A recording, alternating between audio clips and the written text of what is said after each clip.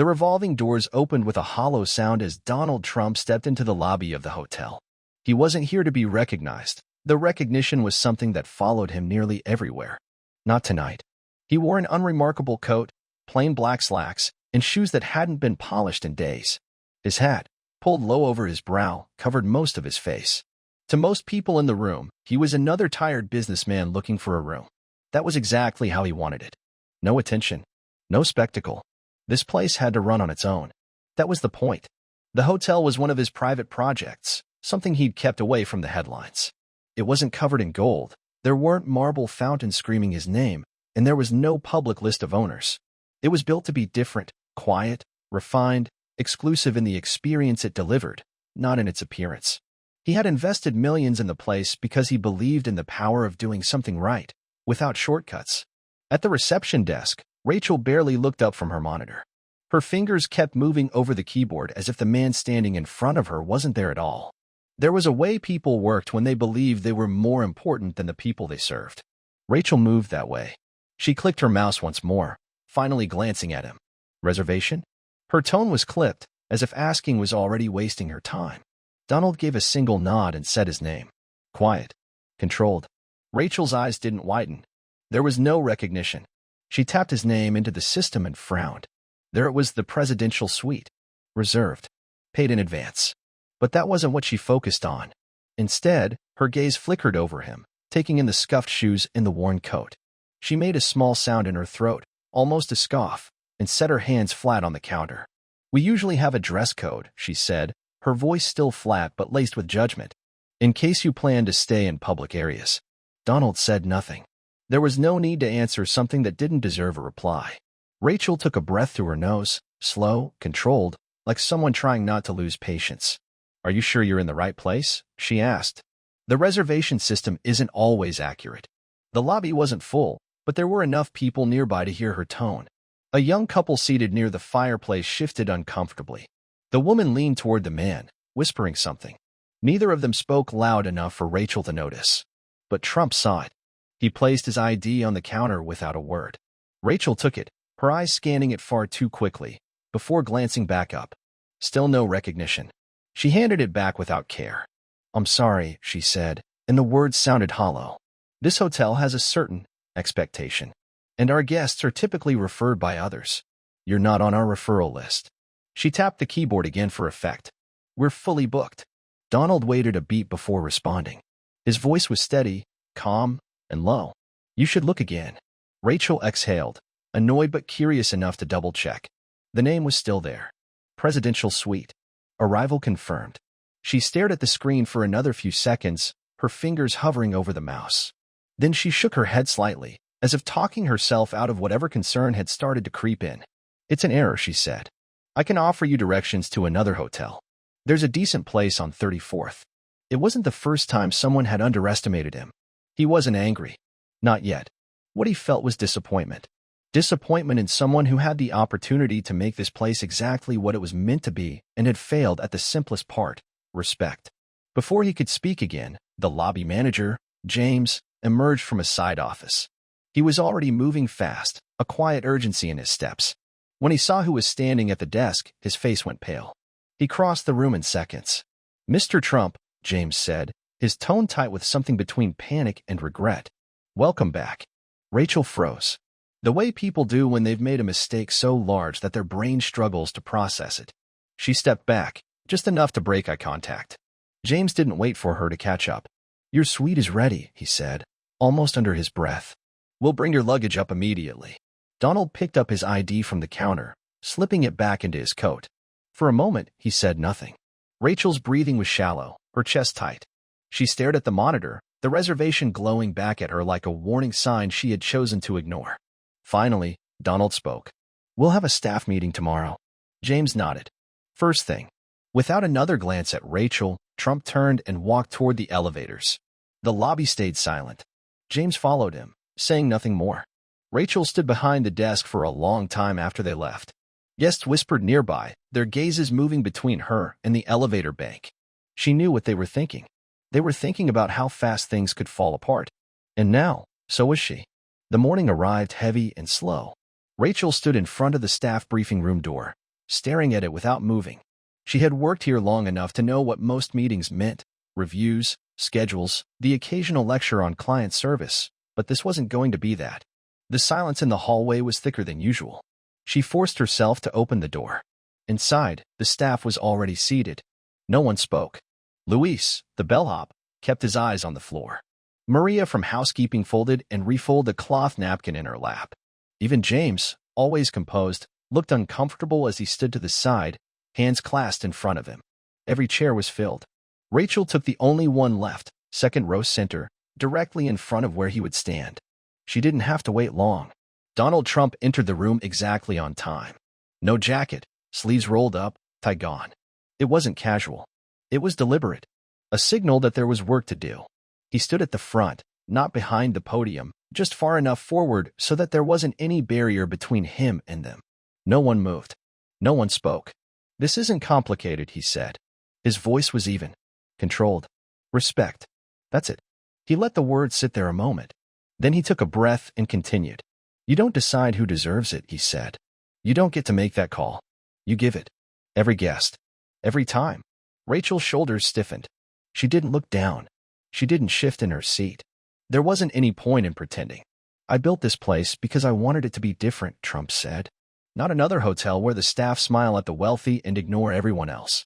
The room was still. Even breathing was quiet. "If you don't understand that," he continued, "then you don't belong here."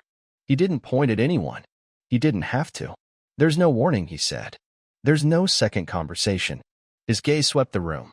Rachel felt it when it passed over her, but she didn't flinch. "You show me who you are when you think no one's watching," he said. "That's the only thing that matters." A long silence followed. Then James stepped forward with a clipboard, running through assignments for the day like it was any other meeting. No one asked questions. They all knew what they had to do. When the meeting ended, Rachel didn't move right away. Most of the others filed out in silence, some glancing her way but saying nothing. James stayed behind. So did Trump. She stood. Trump didn't say anything as she walked past him, but there was no mistaking that she was being watched. Later, at her station behind the front desk, Rachel checked in the first guest of the day. A couple from Tokyo. Then a businessman from Dallas. Then a family from Chicago. Her tone didn't waver. She offered them all the same level of attention and respect, not because she had something to prove, but because there wasn't another way to do it now. By noon, James approached quietly and handed her a sheet of guest feedback. She read it carefully. It wasn't glowing, but it was real. One line stuck out. "Staff made us feel welcome, even though we arrived looking exhausted from travel." Rachel folded the paper and slid it into her drawer. Later that evening, as the lobby quieted, she remained behind the desk organizing the arrival list for the next day. Trump passed by, alone. He paused at the far side of the desk, watching for a few moments as she worked. "You're still here," he said. She nodded. "There's work to do." There was a pause. "You should have done this job from the beginning," Trump said. Rachel looked up, holding his gaze for the first time since that night. "I will now," she replied. He nodded once. "Good," he said. "Don't stop." Then he walked away. She stood there for a long time after he was gone, realizing how easy it had been to think the job was about something else, about image, about status. But that wasn't what this place was anymore. Not as long as she was standing behind the desk. And she had no intention of leaving it. Spring came late that year. The city was slow to warm, and with it, people moved differently.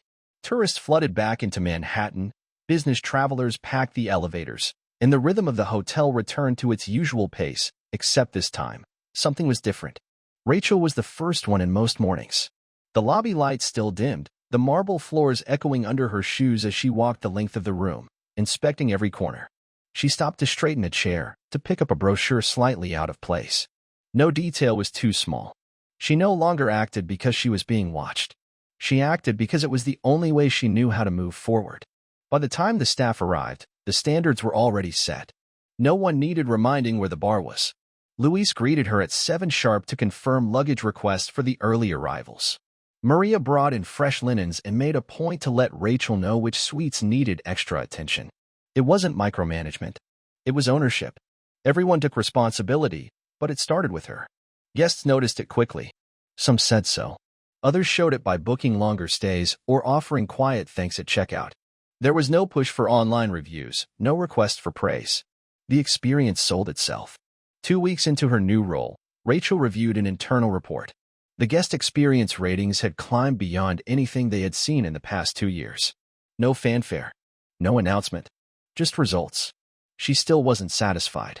One night, as she walked past the front desk on her way to the staff offices, she caught Elena, the newest receptionist, turning away a guest who appeared tired and out of place among the polished lobby and expensive luggage that filled the room. Rachel stopped without a word and watched. Elena's tone was polite, but her posture was guarded, her smile thin. She wasn't present. She was performing. Rachel stepped forward and took over.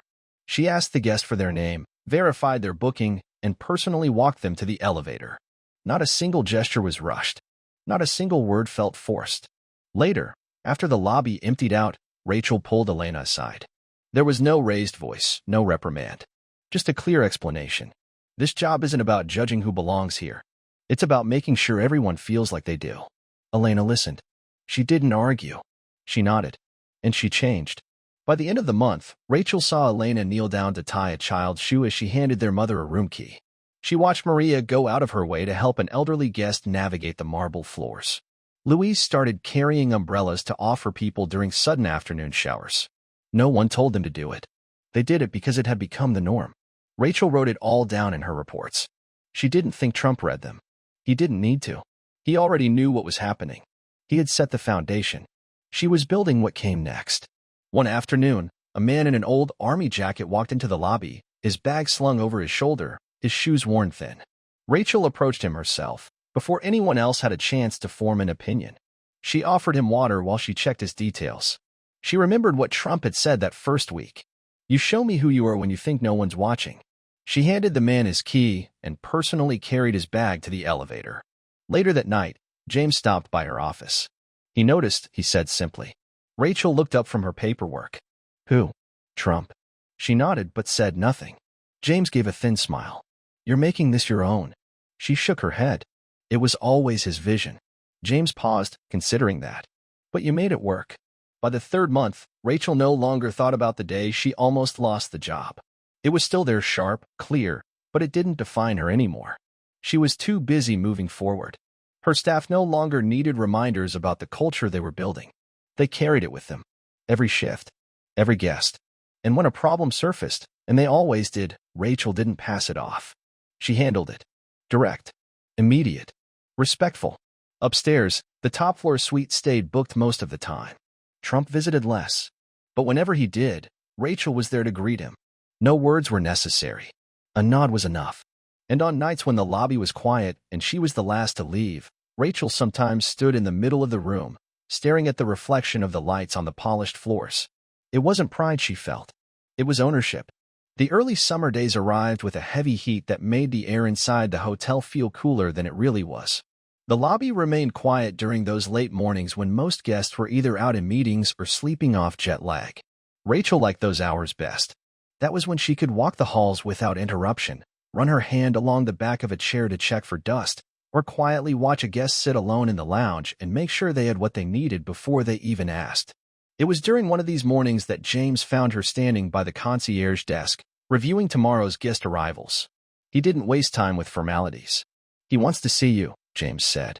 Rachel didn't need to ask who. She closed the reservation ledger and followed without a word. The private elevator that led to the top floor was silent except for the hum of its motor. She had only been in it a handful of times. It opened directly into the presidential suite, technically a private residence more than a guest room. Rachel stepped out, took 3 steps forward, and stopped. Donald Trump was seated at the dining table, not working, not reading, just waiting. He gestured to the chair across from him. When she sat, he slid a single folder across the table toward her. The cover was blank. Inside were the documents that transferred operational control of the hotel. It wasn't a test. It wasn't a negotiation. It was a statement. "You've done the work," he said. "You've earned the job." Rachel stared at the paperwork for a few seconds longer than she meant to. She already knew the answer. She picked up the pen and signed where he had marked the lines. He nodded once, as if that was all there was to say, but then he leaned back in the chair. "This was always the plan," Trump said. She looked at him, waiting. "Not you, specifically," he added, "but someone who understood the difference between running a place and building one." Rachel said nothing. "You build something," he continued. "You walk away from it. Let it grow. or you control every piece until it breaks. He stood then, walked to the window, and looked down at the city. Rachel stayed seated, letting him have his moment. Or maybe she was having hers. You made it better than I did, Trump said. That was as close to a compliment as anyone would get from him. She stood quietly. He didn't turn around when she left. From that day on, the hotel was hers to run. Not on paper. In reality, the staff didn't need an announcement. They knew. They saw the difference immediately. Rachel started by reworking the training program. Every new hire went through it. No one skipped. No one got by on charm or connections. You either lived the standard or you didn't work there. She started a mentorship program, pairing new hires with veterans like Luis or Maria. She scheduled herself on weekends, during high turnover hours, to set an example. When guests left feedback, Rachel personally reviewed every note that mentioned staff behavior, good or bad. She brought the entire team together once a month and read those notes aloud. There was no room for mediocrity, but when praise came, she made sure the person it was meant for got to hear it. Under her direction, staff turnover dropped by half in the first 6 months. Guests returned, some for the service, some just for the way it made them feel to be treated as equals in a place that could have easily been cold and transactional. A year passed before Trump returned. He didn't stay in the suite. He walked in through the front doors like a guest. He checked in at the front desk. Elena handled it, her tone precise but warm, her attention focused. Rachel watched from across the lobby. He didn't ask for her. He didn't need to. He took his room key and went upstairs. Later that night, he left a note at the front desk. Exactly what it should be. No signature. He didn't need one. Rachel read the note once and slipped it into her pocket. Then she went back to work. The years that followed didn't change the structure of the hotel. The marble floors were polished the same way. The furniture was replaced when it showed signs of wear, but never for something showy or unnecessary. The staff uniforms remained simple, tailored for function and comfort, not status. The lobby was quiet when it needed to be and lively when guests brought life to it. What changed was something harder to see unless you knew where to look. Rachel rarely stayed behind her desk. She moved through the hotel like someone looking for problems, but she wasn't. She was looking for moments that mattered. When a staff member bent down to tie a child's shoe without being asked, when the barista at the coffee stand remembered the name and order of a guest who hadn't visited in 6 months, when a bellhop took a late shift so a younger employee could get home early. These moments were what kept the place running. No policy could create them. No rule could enforce them. She handled the difficult guests herself. She was in the lobby on the mornings when most people didn't want to be. She stayed late on holidays when others left to be with their families. Not because it was expected, because it was her place. James eventually retired. Luis moved into management. Maria trained the next wave of housekeepers and taught them how to see the details others missed. Elena grew into the kind of leader Rachel had once doubted she could be. By the time Donald Trump made his final visit to the hotel, it wasn't as an owner. He had long since sold the property. It wasn't in his portfolio anymore. It wasn't under his name. But he walked through the doors without hesitation. No one recognized him immediately. Rachel did. They stood in the lobby for a moment. Neither spoke. Then he gestured once toward the front desk, where a young employee helped an exhausted traveler check in. No judgment. No delay. Just service. Rachel nodded. They understand, she said. Trump gave a short, approving look. Then he turned and walked away. The hotel was no longer his. It was never really Rachel's. It belonged to the people who worked there and to the guests who walked through its doors, many of them unsure of how they would be treated and leaving knowing exactly what they were worth. On the hotel's 10th anniversary, there was no party, no announcement. But Rachel stood in the lobby that evening as guests came and went. She watched a young boy run across the marble floor toward his father. She watched a woman in an old coat sip tea by the window, her suitcase beside her. She watched as Elena helped an elderly man to his room, taking his arm like he was family. Rachel took out the note Trump had left her years before. Exactly what it should be. She read it once more, folded it again, and placed it back in her pocket.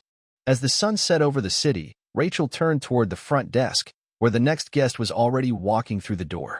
And she smiled.